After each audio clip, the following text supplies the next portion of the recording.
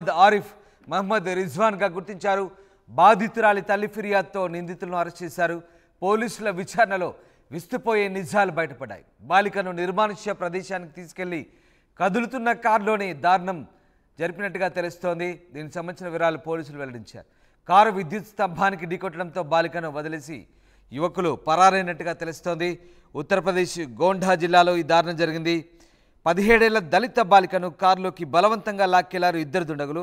ఆమెపై అత్యాచారానికి పాల్పడ్డారు. శనివారం జరిగిన ఈ ఘటన ఆలస్యంగా వెలుగులోకి వచ్చింది. నిందితులను మహమ్మద్ ఆరిఫ్, మహమ్మద్ రిజ్వాన్గా గుర్తించామని, బాధితురాలి తల్లి ఫిర్యాదు మేరకు వారిని అరెస్ట్ చేశామని పోలీసులు అంటున్నారు. బాలికను నిర్మానుష్య ప్రదేశానికి తీసుకెళ్లి కదులుతున్న కారులోనే ఈ దారుణానికి ఒడిగట్టారంటూ పోలీసులు వెల్లడించారు. ఈ క్రమంలో కారు విద్యుత్ స్తంభానికి ఢీకొట్టడంతో వాహనాన్ని, బాలికను అక్కడే వదిలి పరారయ్యారని పోలీసులు చెప్తున్నారు. వైద్య పరీక్షల కోసం ప్రస్తుతం బాధితురాల్ని ఆసుపత్రికి తరలించామని పోలీసులు చెప్తున్న పరిస్థితి. మీరు ఆర్టీవీ స్క్రీన్పై చూస్తున్న దృశ్యాలే ఆ ఇద్దరు దుర్మార్గులు, ఇద్దరు నిందితులు, ఇద్దరు కూడా ఓ మైనర్ బాలికను, 17 ఏళ్ల దళిత మైనర్ బాలికను అత్యాచారానికి ఒడిగట్టారు. అది కూడా కదులుతున్న కారులో. ఎంతటి దుర్మార్గం, ఎంతటి దుర్మార్గం. మహమ్మద్ ఆరిఫ్, మహమ్మద్ రిజ్వాన్లట వాళ్ళ పేర్లు. ఒకసారి ఆ దుర్మార్గులు చూడండి. ఓ బాలికను నమ్మించి బలవంతంగా కారులోకి తీసుకెళ్ళి, నమ్మించి కాదు బలవంతంగా కారులోకి తీసుకెళ్ళి దుర్మార్గంగా కారులో ఎక్కించుకొని కదులుతున్న కారులోనే అత్యాచారానికి ఒడిగట్టారు. అసలు యూపీలో ఏంటి దారుణాలు, ఎందుకు జరుగుతున్నాయి ఈ దారుణాలు? యూపీలో సర్కార్ ఎన్ని చర్యలు తీసుకుంటున్నా, ముఖ్యంగా ఇలాంటి వారిపై ఉక్కుపాదం మోపుతున్నా కూడా దారుణాలు ఆగడం లేదు. ఇప్పుడు కదులుతున్న కారులోనే ఆ దళిత బాలికపై అత్యాచారం జరిగింది. అది కూడా 17 ఏళ్ల ఓ మైనర్ బాలికను. ఎంతటి వేదన అనుభవించిందో కదా.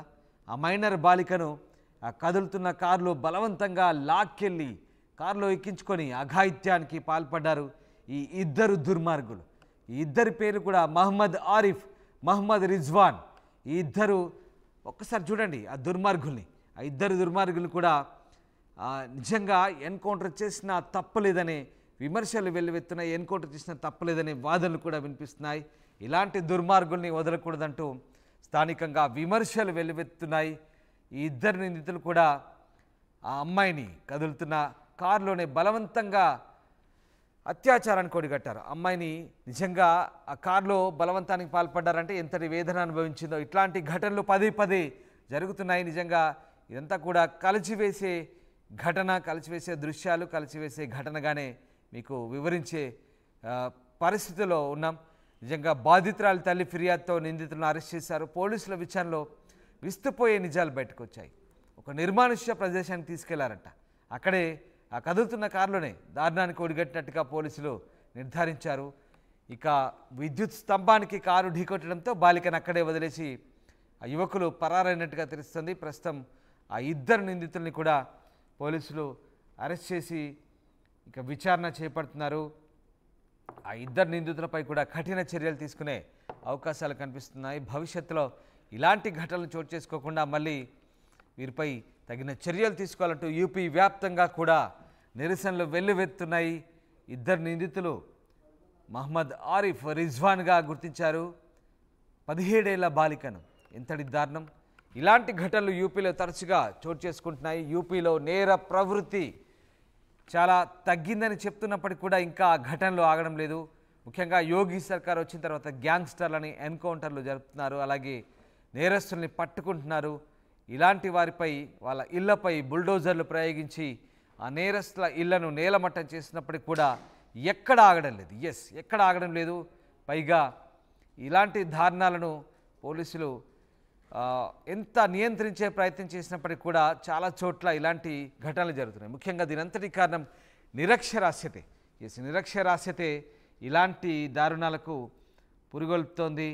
ఎందుకంటే చదువుకొని ఉంటే ఉద్యోగాలు చేస్తే ఇలాంటి పిచ్చి పిచ్చి వేషాలు వేయకుండా, ఇలాంటి నేర ప్రవృత్తికి ఒడిగట్టకుండా ఉండే అవకాశం ఉంది. కానీ యూపీలో ఎక్కువగా గ్రామీణ ప్రాంతాల్లో, మారుమూల ప్రాంతాల్లో ముఖ్యంగా కుల వ్యవస్థ కూడా ఇదొక కారణంగా చెప్పవచ్చు. అంటరానితనం, కుల వ్యవస్థ ముఖ్యంగా ఇలాంటి ఘటనలకే ఒక రకంగా అక్కడ బలవంతంగా ఇలాంటి ఘటనలు జరిగేందుకే ఒక రకంగా ప్రేరేపితం అవుతున్నాయి. అయినప్పటికీ కూడా ముఖ్యంగా నిరక్షరాస్యత కూడా తోడవుతుంది. ఇలాంటి ఘటనలు చోటు చేసుకుంటున్నాయి. ముఖ్యంగా గ్రామీణ ప్రాంతాలు యూపీలోని మారుమూల ప్రాంతాల్లో ఇలాంటి నేర ప్రవృత్తి పెరుగుతున్న నేపథ్యంలో ప్రభుత్వం ఎన్ని చర్యలు తీసుకుంటున్నా ఎంత కట్టడి చేసినా నేరస్తుల ఇళ్లను బుల్డోజర్లతో కూల్చివేసినా కూడా ఇవి ఆగడం లేదంటే మనకు అర్థం చేసుకోవచ్చు. ఆ నిందితులు చూడండి, మహమ్మద్ ఆరిఫ్, మహమ్మద్ రిజ్వాన్ అంట ఇద్దరి పేరు. ఆ ఇద్దరు కూడా ఈ దారుణాన్ని కొడిగట్టారు. బాధితురాలు తల్లి ఫిర్యాదుతో వాళ్ళని అరెస్ట్ చేశారు. ఈ ఇద్దరు నిందితులపై కఠిన చర్యలు తీసుకోవాలంటూ యూపీ వ్యాప్తంగా విమర్శలు వెల్లువెత్తున్నాయి. పోలీసుల విచారణలో అయితే విస్తుపోయే నిజాలు బయటపడ్డాయి. సో కదులుతున్న కారులో ఓ నిర్మానుష్య ప్రదేశానికి తీసుకెళ్లే ప్రయత్నం చేశారు. ఇక ఆ కారు విద్యుత్ స్తంభానికి ఢీకొట్టడంతో బాలికను అక్కడే వదిలేసి పరారయ్యారు ఆ నిందితులు. ప్రస్తుతం ఆ బాలికను రెస్క్యూ చేసి బాలికను ఆసుపత్రికి తరలించి చికిత్స అందిస్తున్నారు. వైద్య పరీక్షలు నిర్వహించారు. బాలిక తల్లి ఫిర్యాదుతో పోలీసులు కేసు నమోదు చేశారు.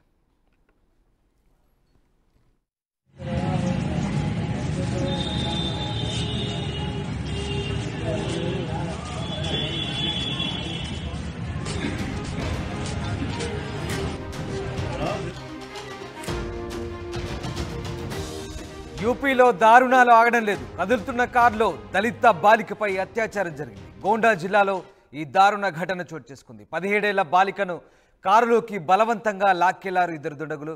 కారులోనే అఘాయిత్యానికి పాల్పడ్డారు ఆ యువకులు. నిందితులు మహమ్మద్ ఆరిఫ్, మహమ్మద్ రిజ్వాన్గా గుర్తించారు.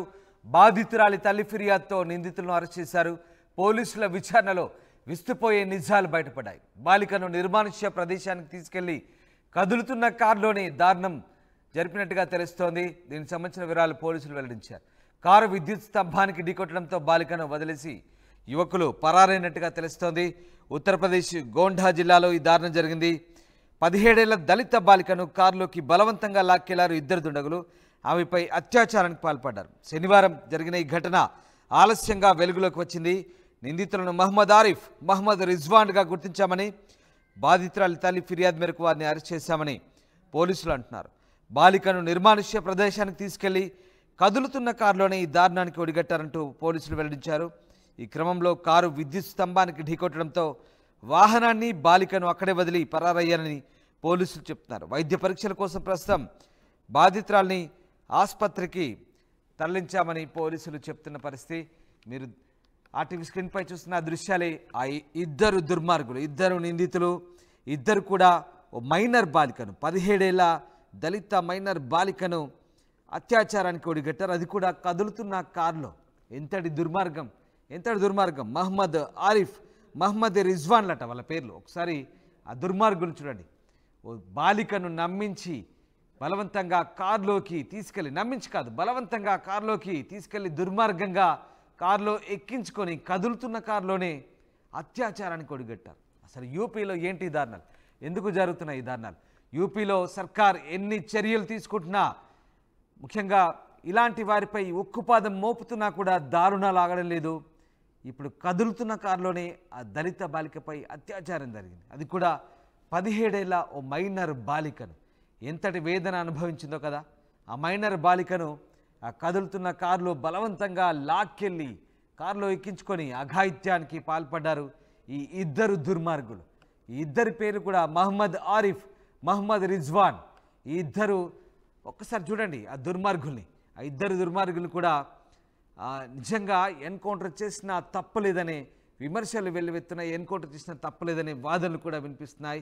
ఇలాంటి దుర్మార్గుల్ని వదలకూడదంటూ స్థానికంగా విమర్శలు వెల్లువెత్తున్నాయి. ఈ ఇద్దరు నిందితులు కూడా ఆ అమ్మాయిని